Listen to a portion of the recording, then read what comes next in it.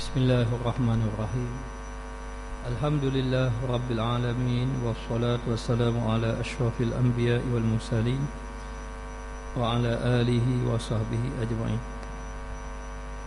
Subhanaka la ilma lana illa ma 'allamtana innaka antal alimul hakim. Rabbi shrah li sadri wa yassir li amri wa hlul 'uqdatam min lisani yafqahu qawli. Pada malam ini insya-Allah kita sambung balik mengenai sirah Nabi Muhammad sallallahu alaihi wasallam, yang mana kita menceritakan pada malam ini mengenai pembinaan Kaabah. Ketika Rasulullah sallallahu alaihi wasallam berusia 35 tahun, banjir besar telah melanda Mekah dan telah meruntuhkan dinding Kaabah yang rapuh disebabkan kebakaran yang menimpanya. Maka ketika umur Nabi 35 tahun, ada satu peristiwa, yakni banjir besar telah melanda Mekah. Jadi disebabkan banjir besar itu telah meruntuhkan bahagian dinding Kaabah. Yang dinding Kaabah itu agak rapuh sedikit adalah disebabkan sebelum pada ini ada berlaku sedikit kebakaran. Orang-orang Quraisy bercadang untuk merobohkan seluruh binaan Kaabah, untuk membenanya semula dan diletakkan atap. Maknanya Kaabah dahulu tidak ada atap, hanya berbentuk empat tepat, kemudian tidak ada atap dan disusun dengan bata-bata ataupun batu-batu yang tertentu. Dan dikatakan bahawa susunan tadi tidaklah berapa kuat, sehingga kan apabila datang banjir besar boleh meruntuhkan ataupun merobohkan sebahagian daripada dinding Kaabah. Lalulah mereka, yakni orang-orang Mekah, orang Quraisy, bercadang untuk membina balik Kaabah. Maka bagaimana pembinaan Kaabah ini? Ada dua. Satu pendapat mengatakan begini, kita baiki saja, dan satu pendapat lagi mengatakan bahawa kita runtuhkan semuanya sekali, kita bina baru ini Kaabah ini. Maka sebahagiannya ingin memperbaikinya dan sebahagiannya ingin meruntuhkan seluruhnya lalu membina kembali Kaabah tadi. Maka Kaabah ini hanyalah binaan batu-batu yang disusun sehingga membentuk binaan seluruh kabilah bersetuju untuk meruntuhkannya. Begitulah, kalau ikutkan mereka setuju untuk meruntuhkannya, tetapi dalam waktu yang sama mereka bimbang, takut bila diruntuhkan nanti turun bala daripada Allah. Kerana dahulu ada tentera Abraha ingin meruntuhkan Kaabah, lalu Allah Ta'ala binasakan. Mereka pun mulai rasa bimbang, kalau runtuhkan Kaabah nanti Allah Ta'ala turun bala, macam mana kita nak buat? Dalam keadaan macam itu, datanglah Al-Walid ibn Mughirah berkata kepada mereka, kamu merobohkannya untuk baiki, bukan nak menghancurkannya, bukan nak memusnahkannya. Lalu mereka pun menjawab, mengatakan bahawa kami bimbang, takut akan turun bala daripada Allah Subhanahu wa Ta'ala. Maka demikianlah jawapan yang diulang, mengatakan bahawa kita runtuhkan ini adalah untuk memperbaikinya. Al-Walid berkata lagi, Allah Ta'ala tidak akan memusnahkan orang yang ingin melakukan kebaikan. Tak sama dengan Abraha dahulu. Abraha dahulu memang nak runtuhkan terus Kaabah. Adapun kita hari ini, kata Al-Walid ini, kita nak meruntuhkan Kaabah ini untuk baiki, dan Allah Ta'ala akan memberi kebaikan kepada orang yang melakukan kebaikan. Ada dikatakan bahawa apabila sahaja mereka berbincang sama ada nak meruntuh ataupun tidak, maka Al-Walid ibn Mughirah mencadangkan bahawa biar dia mula-mula yang meruntuhkannya. Lalu orang kata macam ni, kita tengok dia, kalaulah dia ni meruntuhkan Kaabah, dia merobohkan Kaabah, nanti Allah Ta'ala turun bala pada dia, maka kita jangan bina yang baru, kita baiki saja. Tapi kalau dia meruntuhkan Kaabah, dia yang merobohkan Kaabah, dia mula-mula meruntuhkan Kaabah, kalau dia tak ada apa-apa, bermakna Allah Ta'ala redha, maka baru kita hancurkan semua, kita bina baru. Lalu dikatakan bahawa Al-Walid sendirilah, dialah orang yang mulakan meruntuhkannya. Bila dia runtuhkan dia pun ambil toko besi besar, dia pun kataklah dinding Kaabah tadi sampai jatuh dinding Kaabah tadi, orang pakat tengok belaka. Kemudian dia pun berhenti, besok sambung balik, dia pun mula lagi sambung, orang pakat tengok belaka. Maka itulah jawapan mereka, kalau dia kena bala, maka kita jangan runtuhkan keseluruhannya. Kalau dia tak ada apa-apa, kita runtuh semuanya sekali. Bila dilihat bahawa Al-Walid ibnu Mughirah yang meruntuhkan Kaabah itu tidak ada apa-apa, lalu mereka pun turut serta sama-sama meruntuhkan semuanya sekali. Sampaikan habis diruntuhkannya, lalu dibina balik. Bina balik sehinggalah sampai kepada tapak yang dibina oleh Nabi Ismail. Di situ mereka terdapat banyak kata-kata hikmah yang terukir di batu-batu. Bila mereka runtuhkan, tiba-tiba dekat batu-batu itu ada perkataan-perkataan macam ke batu bersurat. Ada tulis dalam kitab lain menceritakan bahawa ini bumi yang agung, ataupun ini rumah yang agung. Maknanya rumah ini akan dipelihara oleh Allah. Maka banyak-banyaklah adalah kata-kata. Di antara kata-katanya, hendaklah dibina rumah Allah Kaabah ini dengan duit yang bersih, jangan ada duit yang diharamkan, maknanya. Lalulah mereka pun baca kata-kata tadi, mereka pun cubalah membina balik dengan keadaan yang baik. Dan ini merupakan kebiasaan yang dilakukan oleh mereka yang meletakkan batu asas bangunan yang masyhur untuk dijadikan peringatan kepada orang kemudian mengenai kerja yang dilakukan oleh orang yang terdahulu. Mereka menulis kata-kata. Bila mereka menulis kata-kata di batu ini, jadi menjadi panduan kepada orang-orang yang kemudian. Kemudian mereka memulakan pembinaan semula Kaabah. Belanja pembinaan diambil daripada harta yang bersih, daripada unsur-unsur riba dan kerja-kerja kotor. Mereka membina balik binaan. Ada riwayat mengatakan ketika mana mereka datang tengah membina binaan, datang ular seekor. Datang ular tadi merayap dekat dinding Kaabah. Lari habis orang. Lari habis orang. Orang pun kata Tuhan tak reda lah tu. Maka Allah Ta'ala aturkan ular. Lalu mereka pun cuba nak halang ular. Ketika mana mereka cuba nak menghalau ular tadi, mereka gunakan kayu sikit. Ular tadi dah macam nak mengamuk dah. Maka mereka pakat lari.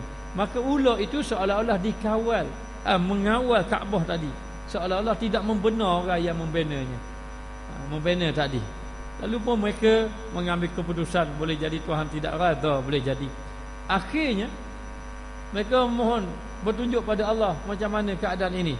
Dalam keadaan macam itu, tiba-tiba mereka mengatakan bahawa serah kepada Allah Ta'ala lah, sama ada Allah Ta'ala ini ingin membenarkan dia ataupun tidak. Lalu dalam keadaan macam itu, Allah Ta'ala datangkan seekor burung, katanya burung helang. Burung tadi datang terus menyambar ular tadi. Terus sambar ular tadi, kemudian wak lari hilang ke mana. Setelah mana ular tadi disambar oleh burung tadi, wak lari hilang entah ke mana. Lalulah dalam keadaan macam itu, mereka ini mengatakan, oh kalau macam itu Allah Ta'ala redha.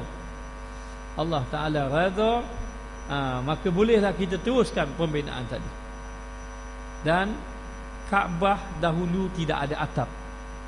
Lalu dalam keadaan macam itu, akhirnya mereka pun nak cari kayu untuk nak bina atap tadi.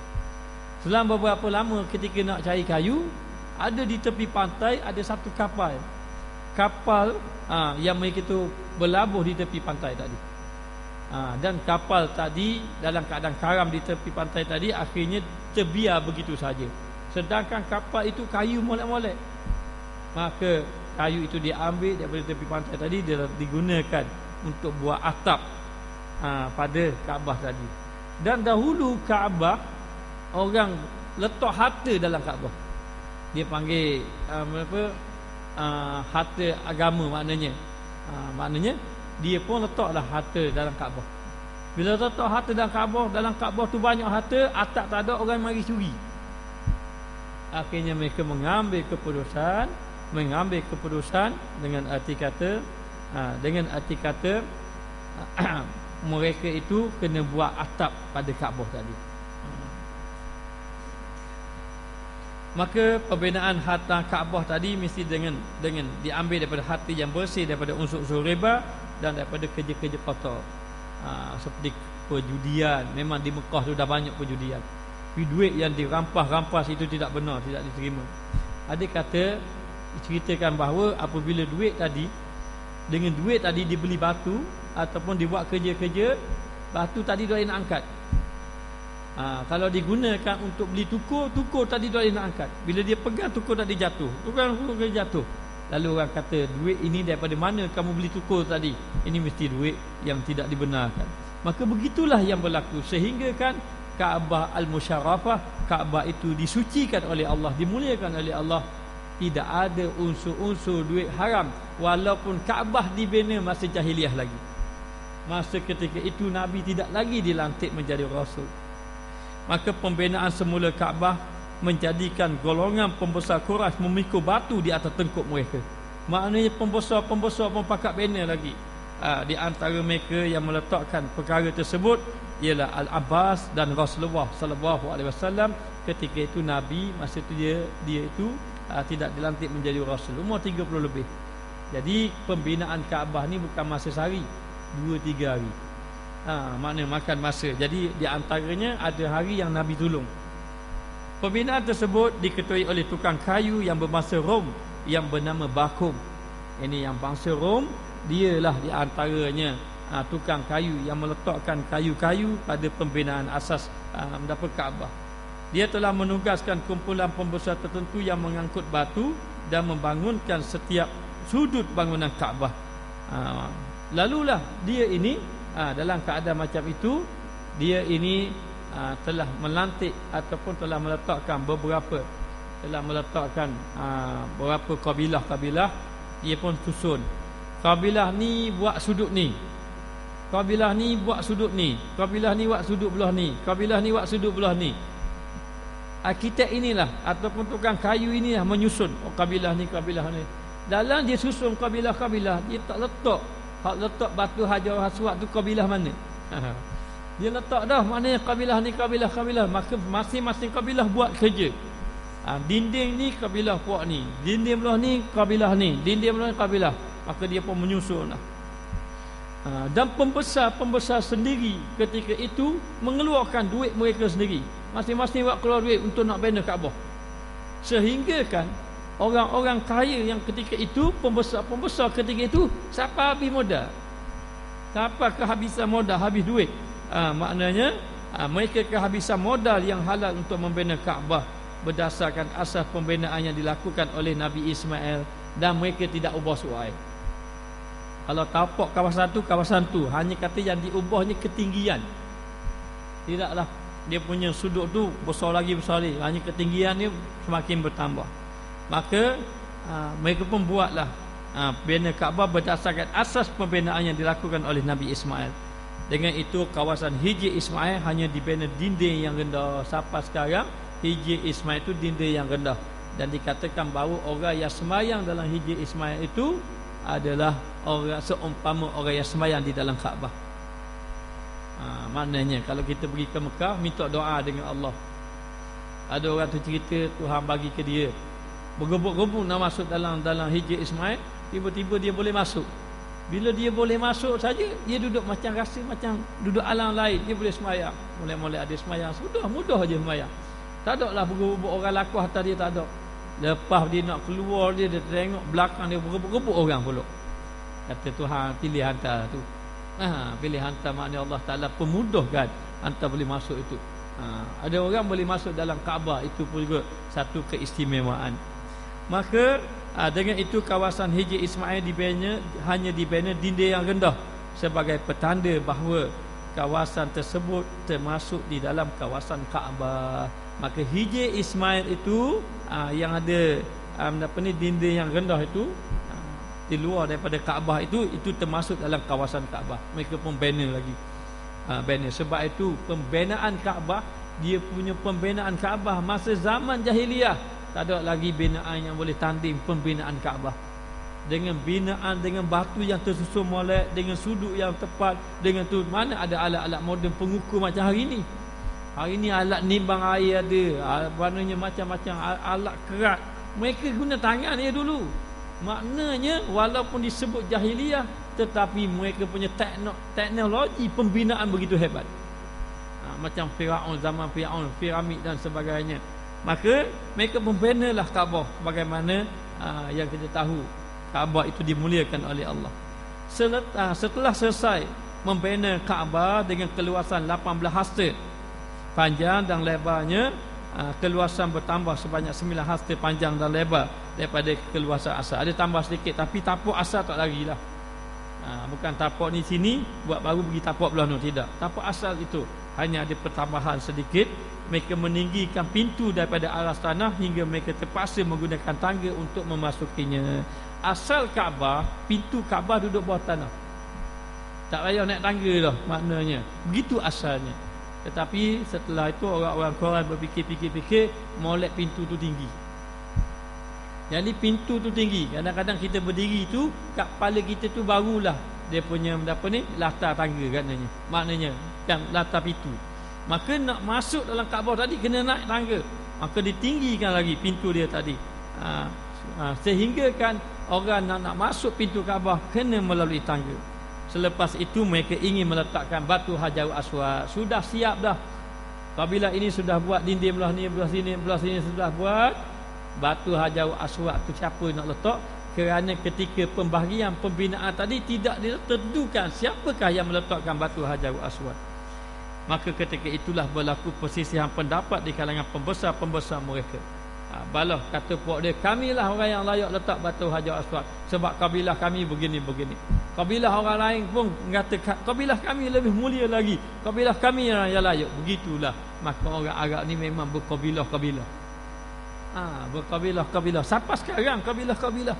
Maknanya sebab tu Nabi dah marah dah. Nabi kata tidak ada kelebihan orang kulit hitam, kulit putih, orang Arab bukan Arab. Yang ada kelebihan itu adalah orang yang bertakwa kepada Allah. Tu Nabi dah beritahu dah. Nabi dah baca ayat inna akramakum indallah atqakum la fadla baina arabiyyin wala ajamiyyin. Tidak ada kelebihan orang Arab dengan bukan orang Arab. Tidak ada kelebihan. Yang ada kelebihan adalah orang yang bertakwa kepada Allah Subhanahu wa taala. Tapi kabilah-kabilah ini, mereka ini berbalah di antara satu sama lain. Mereka mengatakan bahawa puak kamilah yang layak letak batu Hajarul Aswad. Masing-masing tidak mahu mengaku kalah. Mereka bergubuk-gubuk untuk meletakkannya sehingga hampir mencetuskan peperangan. Dan ketika itu disebut ada di kalangan mereka yang mengambil satu mangkuk, dan mangkuk itu ada air yang berwarna merah. Saya tak pasti, boleh jadi ibu sirat persaingan. Maknanya air yang berwarna merah, ataupun dikatakan bahawa umpama gambaran darah. Maknanya maka mereka pencelup dalam tangan mereka ataupun cat ke warna merah, mereka celup tangan mereka, maka mereka pun angkat. Maknanya apa? Maknanya kami sanggup menumpahkan darah. Mari kabilah lain pula, takkan dia je ingat kita tak berani ke? Dia pun celup tangan, habis kabilah celup tangan. Maknanya akan berlaku pertumpahan darah. Kebetulan pula hari yang nak meletakkan batu Hajarul Aswad Nabi tak ada. Masa sebelum pada masa pembinaan awal-awal asal-asal tu Nabi ada. Masa ketika itu Nabi tidak ada. Maka mereka sudah balah dah. Ada setengah sudah cadang supaya mengumpulkan kabilah masing-masing, akan berlaku peperangan. Bukan seorang lawan seorang, pakat kabilah pakat lawan sama sendiri. Ramai-ramai. Kabilah mana yang berjaya bunuh yang lain, kabilah yang paling menang itu, itulah letak batu Hajarul Aswad. Padahal letak batu Hajarul Aswad je. Hanyalah ambil letak batu Hajarul, siapa nak perang, itulah orang jahiliyah zaman dahulu, zaman baginda Rasulullah sallallahu alaihi wasallam. Sebab tu Allah Taala bangkitkan Nabi ni ketika orang yang tidak mengenal Allah, ketika orang suka menumpahkan darah. Lalu hampir-hampir mencetuskan peperangan. Perbalahan tersebut berterusan sehingga memakan masa selama 4 malam. Tak tahu 4 malam maknanya. Padahal letak 4 minit boleh jadi letak batu Hajarul Aswad, tapi balah 4 malam. Hari pertama tak selesai lagi, mari hari kedua masing-masing nak letak. Orang ni nak letak batu Hajarul Aswad, orang ni marah. Orang ni letak, orang ni marah. Maknanya akhir sekali tak jadi, balik pula hari kedua. Hari ketiga begitu juga, nak start mula nak letak. Masing-masing pertahankan, tak bagi nak letak batu Hajarul Aswad ini. Maka memang keadaan semakin hari semakin genting, semakin hari semakin bahaya. Maka ketika itu Allah Ta'ala datangkan seorang lelaki yang dihormati oleh orang ramai. Lelaki yang tua itu, lelaki yang tertua di kalangan orang Quraisy. lelaki itu adalah Abu Umayyah ibnu Mughirah al-Makhzumi. Dia pun datanglah tengok orang-orang tengah bala-bala, dan dia inilah bapa saudara kepada Khalid al-Walid. Dia berkata, hai kaum sekalian, jangan kamu dok bala, jangan kamu berbala. Aku cadangkan kepada kamu, lantiklah seorang daripada kamu menjadi hakim. Kemudian bila kamu lantik jadi hakim, kamu terimalah keputusan dia. Maka hendaklah kamu lantik seorang di kalangan kamu menjadi hakim. Maka mereka pun terfikir, oh betul juga boleh jadi. Mereka menjawab, kita akan menyerahkan kepada orang yang pertama memasuki Kaabah. Lalu mereka tanya, dan awak macam mana? Lalulah Abu Umayyah al-Mughirah al-Makhzumi mencadangkan supaya nanti orang yang pertama masuk dalam Kaabah ini, maka dialah orang yang jadi hakim. Maka di sini ada mengatakan bahawa peristiwa masuk orang pertama itu esok hari. Besok hari kita tengok, besok hari kita tengok pakak mari ramai-ramai duduk dekat Kaabah, kita tengok siapa orang pertama masuk dekat Kaabah. Kabilah esokkannya kabilah datang ramai-ramai. Kabilah ramai-ramai datang duk tunggu siapakah orang yang akan masuk tadi. Jadi dalam keadaan macam itu Allah Ta'ala mengaturkan segala-galanya. Maka mereka kata, kami akan menyerahkan keputusan, setuju dengan pandangan tadi. Sesiapa yang mula-mula masuk masuk Kaabah, atau orang yang pertama masuk itu, dia akan jadi hakim dan kami semua akan setuju. Maka dia pun tunggu. Esok kan mari ramai-ramai, kabilah mari ramai-ramai, tengok orang yang awal-awal lagi masuk. Ketika itu masuklah orang yang dikenali dengan Al-Amin. Ketika masuk dia datang, dia Rasulullah masuk, dan Rasulullah ini terkenal dengan Al-Amin. Apa makna Al-Amin? Orang yang amanah. Dan dikatakan bahawa orang musyrik Mekah ini, walaupun dia ini dalam keadaan jahiliyah, maka ketika mana mereka ini nak pergi musafir, dia akan beri kepada Muhammad bin Abdullah suruh simpan barang. Kalau dengan Muhammad, orang tak akan rapah barang. Jadi dia akan beri pada Muhammad, dia pergi musafir, dia balik, dia akan cari Muhammad bin Abdullah ini, dia pun mana barang yang saya suruh amanah kamu simpan, Nabi bagi balik. Tidak ada barang yang mereka amanahkan kecuali mereka akan dapat sebagaimana yang mereka beri Nabi simpan. Maka mereka mengetahui bahawa Muhammad ini orang yang amanah. Dan satu lagi, mereka semua mengatakan bahawa mereka tidak pernah mendengar Muhammad bin Abdullah ini bercakap bohong. Dan mereka juga tidak pernah melihat Muhammad melakukan perkara-perkara yang menunjukkan bahawa dia ini berakhlak rendah. Tidak ada. Ketika Nabi Muhammad budak-budak lagi, orang lain main bersukan, bukan bersukan, main-main gitu, maknanya akak batu, jumpa batu pada pasir akak. Nabi ketika itu nak pecah baju, tengok orang lain pecah baju, akhirnya Nabi tak jadi pecah baju. Kerana datang seorang yang tidak diketahui, kata, jangan kamu buat macam tu, kerana kamu ini orang mulia, Allah Ta'ala pelihara Nabi. Ketika orang lain, masa Nabi budak-budak, orang lain pergi pesta-pesta semua, pergi tekak pesta, Nabi terasa juga nak pergi sebab dia budak-budak lagi. Malam itu Allah Ta'ala mengantukkan Nabi, maka tak pergi Nabi. Allah Ta'ala pelihara Nabi. Maka mereka mengatakan Muhammad ini orang amanah, orang yang tak pernah cakap bohong, orang yang dikatakan mempunyai akhlak yang baik. Tiba-tiba orang yang pertama itu adalah Muhammad bin Abdullah. Ketika mana Nabi Muhammad masuk saja di dekat Kaabah tadi, mereka sudah menjerit, ini Muhammad bin Abdullah Al-Amin, mereka kata. Satu kabilah menyebut macam itu, lalu mereka pun kabilah lain kata ini Al-Amin, mereka pun setuju. Mereka ada yang mengatakan kami tidak dapati dia kecuali dia orang yang amanah, kami rasa gembira. Akhirnya semua kabilah yang hampir berperang tadi melihat Muhammad bin Abdullah orang yang pertama, bermakna Muhammad bin Abdullah itu adalah hakim di kalangan mereka. Mereka pun gembira. Semua orang merasa lega kerana pengalaman mereka bersama dengan baginda Rasulullah sallallahu alaihi wasallam, yang mana Nabi diliputi dengan sifat amanah dan Nabi orang yang bercakap benar. Tidak sekali-kali, tak pernah Nabi bercakap bohong. Mereka berkata ini Al-Amin. Ada kalangan mereka menjadi ini Al-Amin, Muhammad kami bersetuju untuk melantiknya sebagai hakim.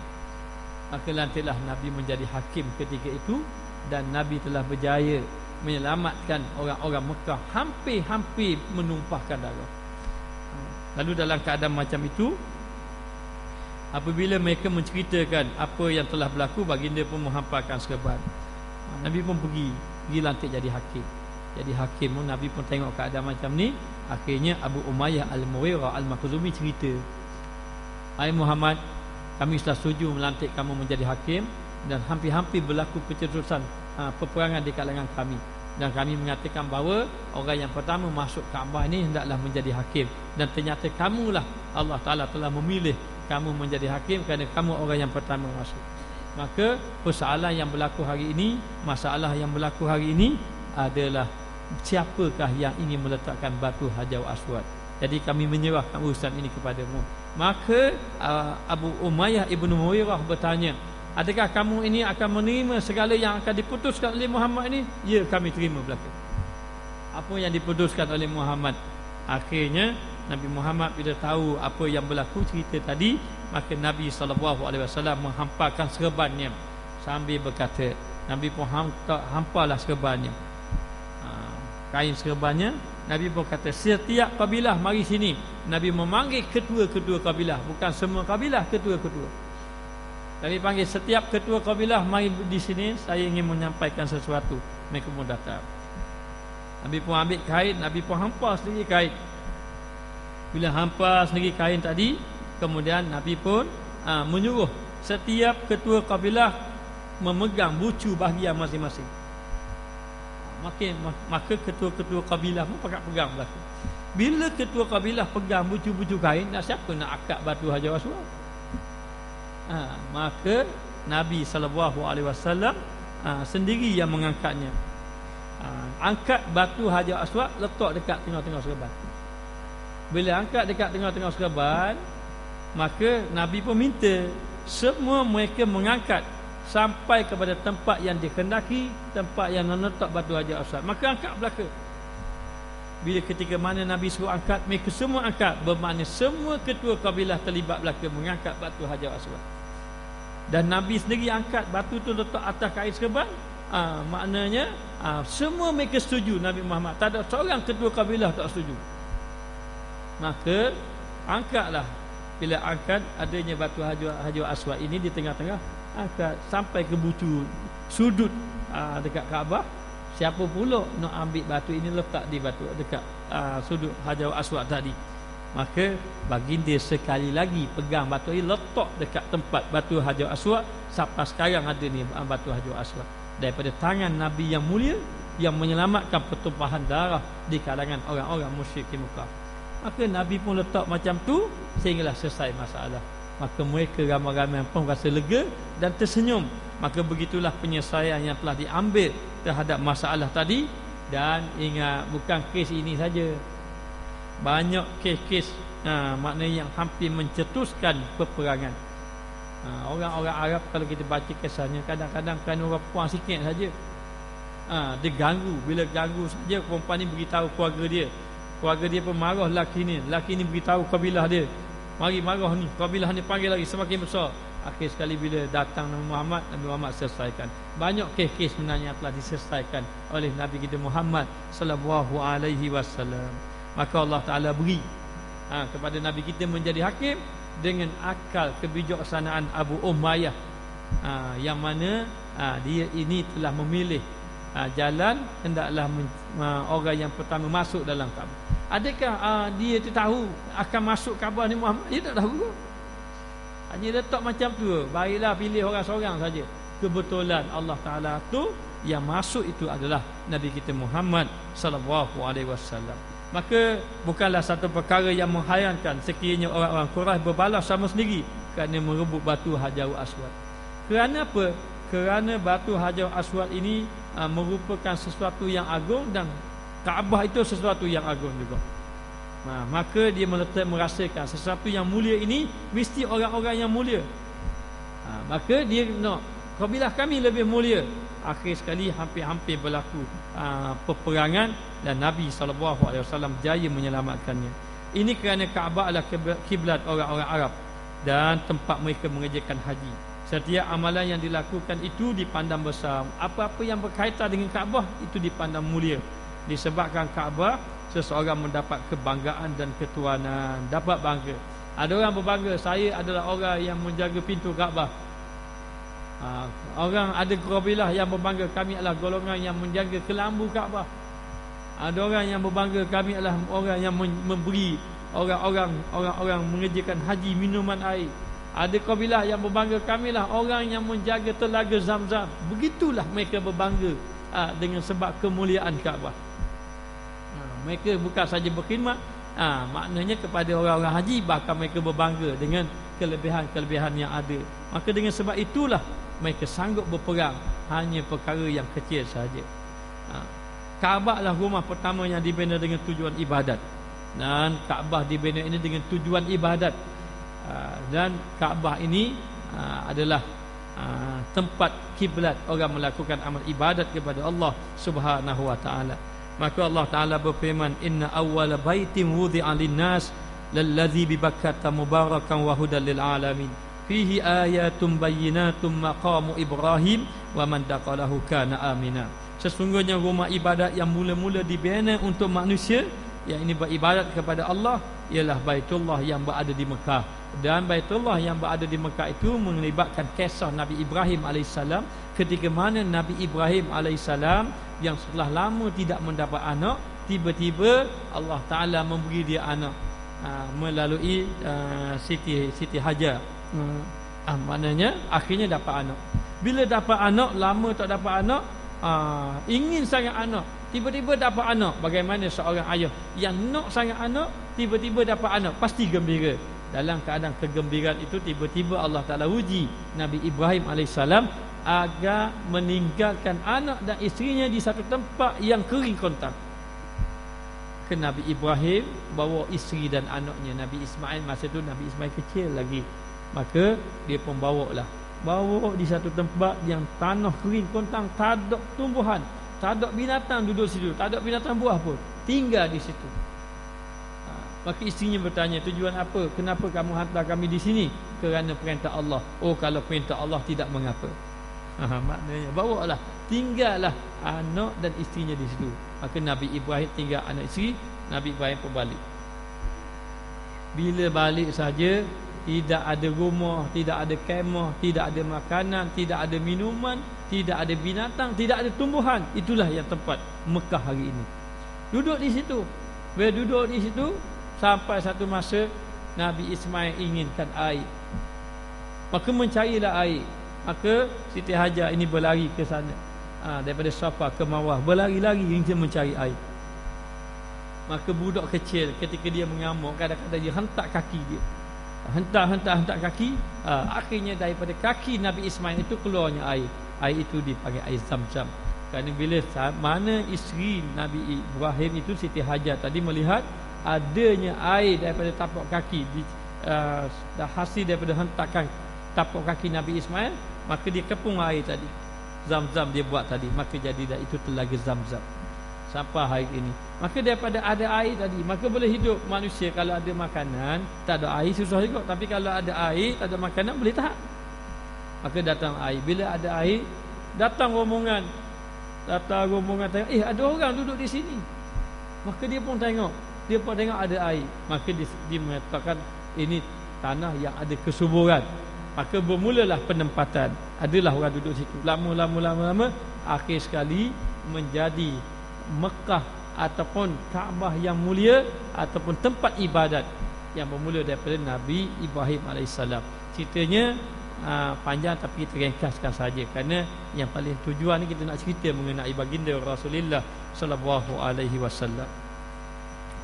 Ke dalam keadaan macam itu, Allah Ta'ala kata Mekah tempat yang pertama, dan di dalamnya ada keberkatan yang berkat, dan dijadikan petunjuk bagi umat manusia. Padanya ada tanda-tanda yang nyata, di antaranya makam Nabi Ibrahim. Dan sesiapa yang masuk di dalamnya, maka amanlah dia, tenteramlah dia. Bahkan orang yang melakukan ibadat di tanah suci Mekah lebih kurang dalam 100,000 kali ganda dengan ibadat yang dilakukan di masjid-masjid yang lain. Adapun di kota Madinah 1000 kali ganda, adapun di Masjid Al-Aqsa 500 kali ganda. maka orang yang duduk di kota Mekah melakukan amal ibadat kepada Allah Ta'ala, Allah Ta'ala akan gandakan pahalanya. Maka pengurus Kaabah selepas daripada anak Nabi Ismail ialah kabilah Jurhum. Apabila mereka melampaui batas dan melakukan kezaliman, kabilah Khuza'ah telah mengalahkannya dan mengusir keluar mereka. Dalam jangka masa tertentu kabilah Khuza'ah menguasai Kaabah. Selepas itu Quraisy di zaman Qusay ibnu Kilab mengambil alih pengurusan Kaabah daripada mereka di bawah pemerintahan Qusay. Mekah menjadi tempat yang aman. Ini kerana kabilah Arab yang lain merasa takut dengan kabilah Quraisy. Jadi begitulah, lepas daripada anak Nabi Ismail kabilah Jurhum, kemudian kabilah Khuza'ah, kemudian kabilah Quraisy, sampai kepada hari ini orang-orang Mekah menguasai Kaabah. Lalu dikatakan bahawa apabila sahaja kabilah Quraisy ini menjaga Mekah, maka Mekah tadi aman. Kerana apa? Kerana mereka takut kepada orang-orang Quraisy. Maka Allah Ta'ala berfirman, awalam yarau anna ja'alna haraman aminan wa yutakhaffafu an-nas min hawlihim. Dan tidakkah mereka melihat dan memerhatikan bahawa kami telah menjadikan tanah suci yang dihormati, yakni Mekah, aman, serta orang ramai yang tinggal di keliling mereka sekitar sentiasa diculik sebelum pada itu. Dulu orang duduk kat Mekah tak aman. Masa kabilah-kabilah lain pegang duduk di Mekah tidak aman.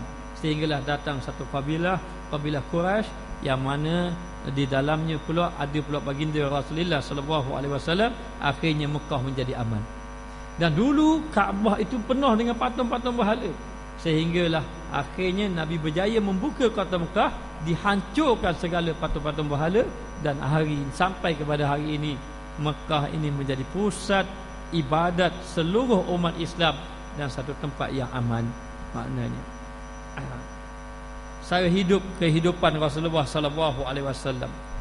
Rasulullah sallallahu alaihi wasallam tidak memiliki harta daripada kedua ibu bapanya. Ketika bapanya meninggal, tidak maknanya dia duduk bersama ibunya, lahirnya itu dalam keadaan sudah tidak ada bapa.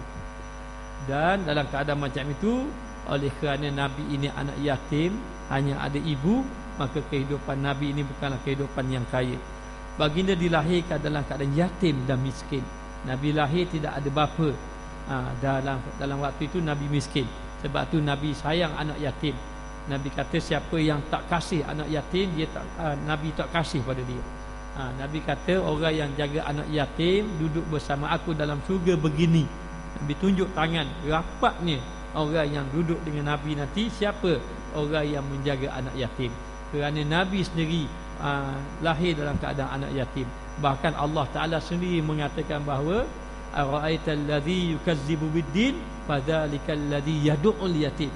Kamu tahukah siapakah yang mendustakan agama? Mereka itu orang yang menghadik anak yatim ataupun menzalimi, menganiaya anak yatim. Maka Nabi daripada orang yatim, anak yatim, dan Nabi orang yang miskin. Baginda disusukan oleh Bani Sa'ad daripada seorang wanita yang bernama Halimatus Sa'diyah. Halimatus Sa'diyah, dia Halimah daripada Bani Sa'ad, dia panggil Sa'diyah maknanya. Dan apabila usianya mengizinkan dia bekerja, baginda bekerja. Nabi bekerja, di antara pekerjaan Nabi itu gembala kambing.